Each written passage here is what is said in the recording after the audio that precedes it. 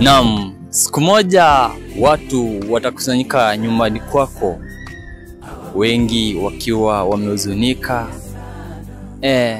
wengi wao ikiwa ni marafiki, ndugu, pamoja na jamaa na familia yako. Pale katika matanga yako watahisi kana kwamba hawapo peke yao, kwa sababu tumekuja kufariji matanga yako.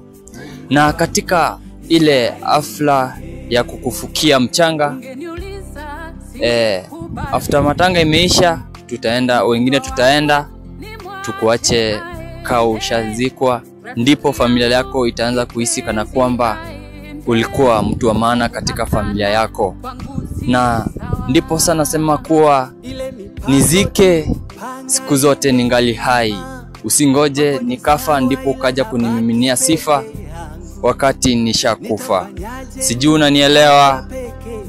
Ipo siku na siku zote kamwambie mama kuwa napambana, iko siku nitafanikiwa katika maisha. Peace. Kazi yako haina kosa.